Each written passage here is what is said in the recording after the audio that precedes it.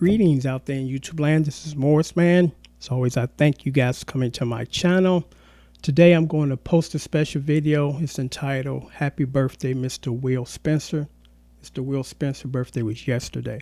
And the reason why I'm doing this video to acknowledge a wonderful man, I'm going to try to make a long story short for those who don't realize or don't know. Because I did two videos about what happened to me about 15 years ago that almost killed me, not once but twice. I was given too many antibiotics, and it created a condition that most of the world don't want to acknowledge, because I got real sick. I almost died twice. And I spoke to a doctor in Africa, and this is what she told me. She said, "You're probably better off having AIDS than this." I'm like, whoa. And she said, "I'm going to tell you why. With AIDS, everybody know the condition, and they're very sympathetic, and they want to try to help you and save your life, prolong your life.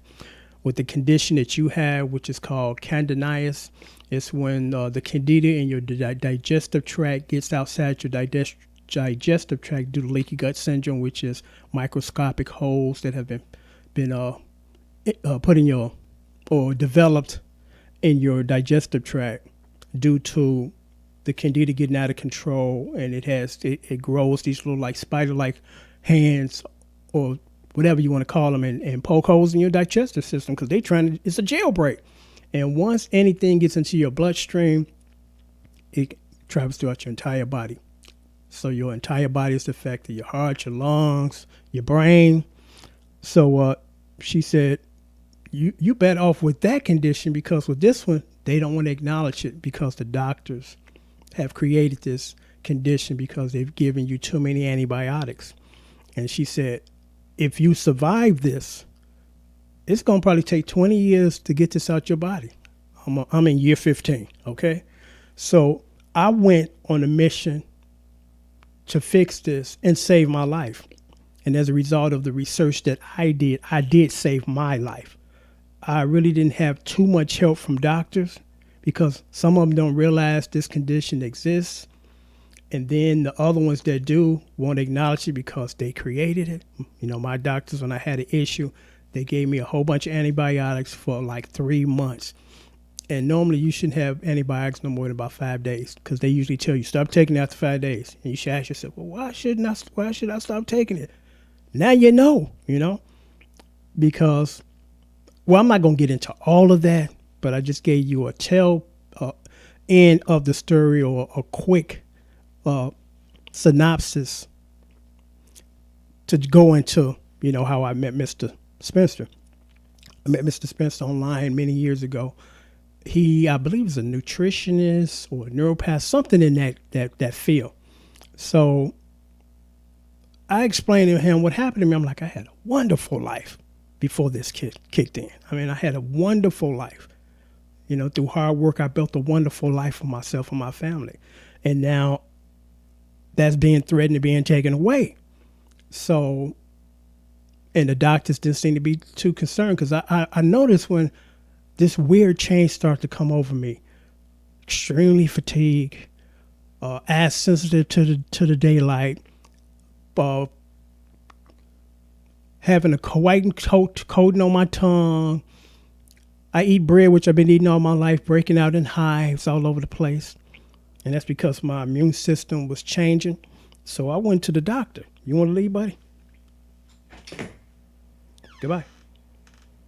Goodbye. So I remember one night I said, you know what? This has to stop, because I don't know what's going on here, but it's not good. So I went to the emergency room and explained to the doctor. At the time, I didn't know I was dealing with that. I said, something's not right, Could you please admit me and run some tests? I got good insurance. You know what the doctor told me? Well, the emergency room is for emergencies like gunshot wounds and knife wounds, which totally understand that. Your condition don't seem to be life-threatening, so I suggest you get together with your primary care doctor and then send me home.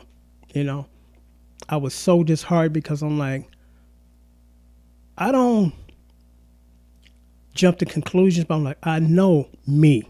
And I know something's going on here with me that's going to be serious. And I was right. I almost died not once but twice. And then, so I'm about to lose my train of thought. And then I ended up having to retire from my job because I had put in that amount of years that I could do that. But I wasn't ready to do that. But because of the illness, it's like, you got to shut this down, man.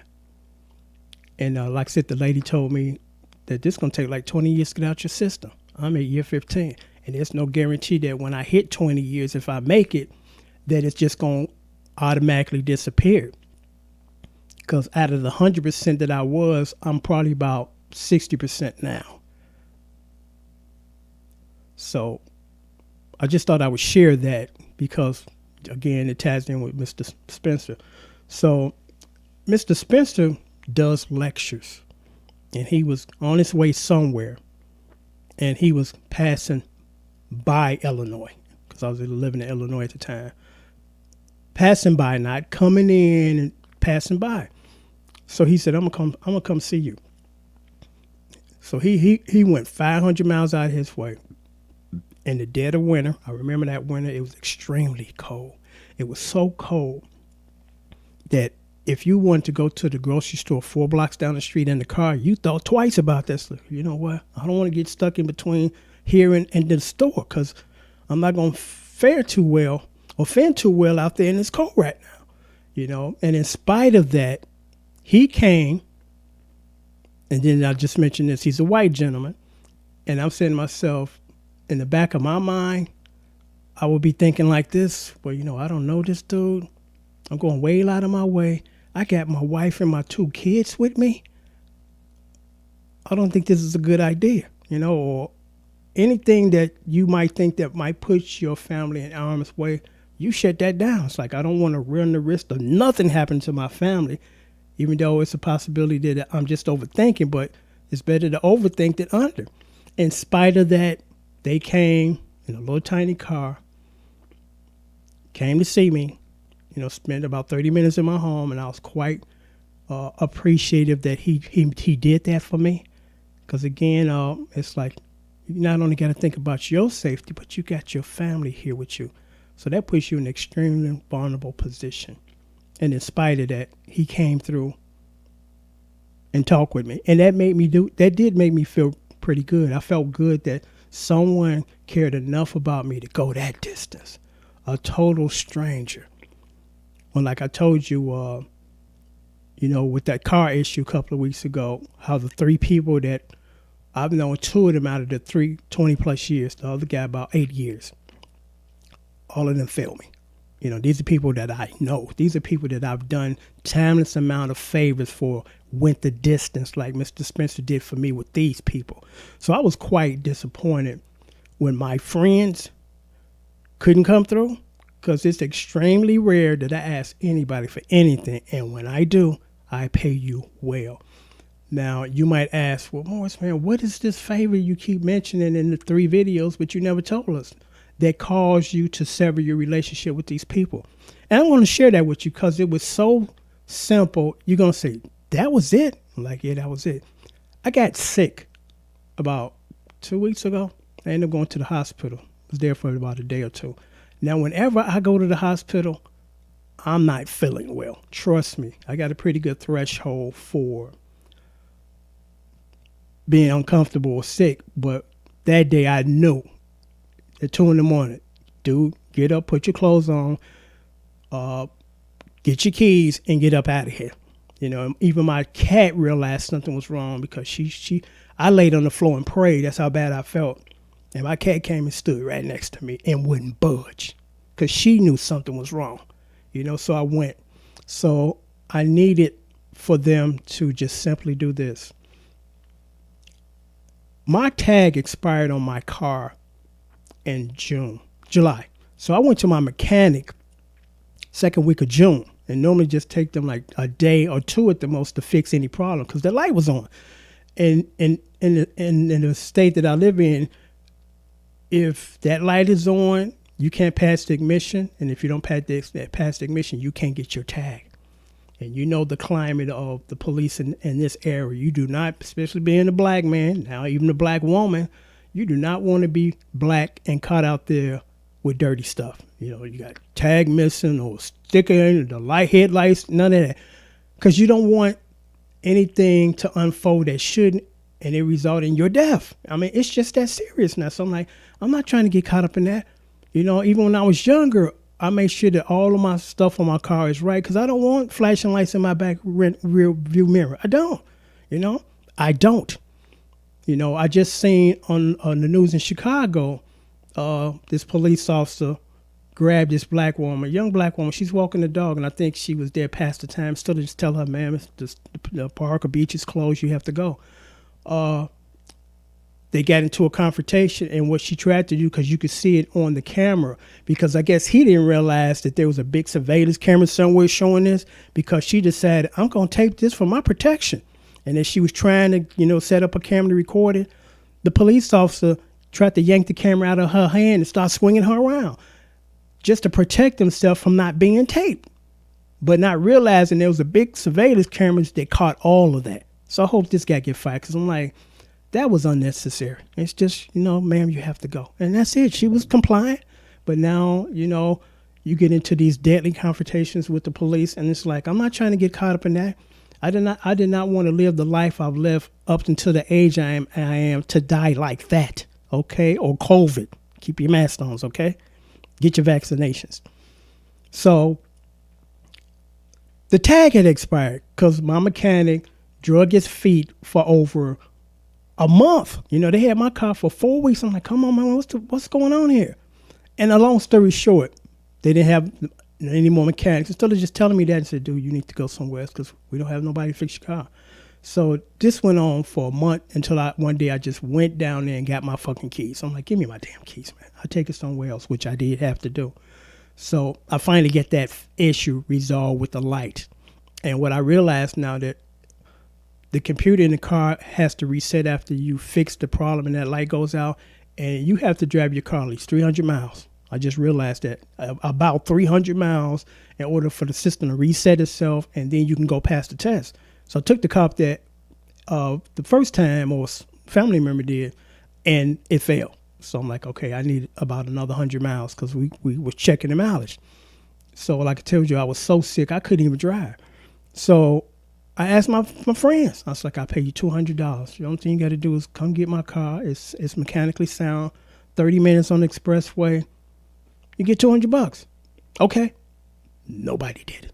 First guy didn't do it. Second guy didn't do it. Third guy didn't do it. So I was really, really disappointed that my friends could not come through for me when I've came through for all of these guys. Big time. I rarely ever ask nobody for anything, and when I do, I pay you well. I'm like, $200 for 30 minutes worth of work. That's all I need. Nobody helped me out. Everybody said they were going to do what they didn't. You know, so it's a breath of fresh air to run into people that are not selfish and willing to help you, like Mr. Spencer.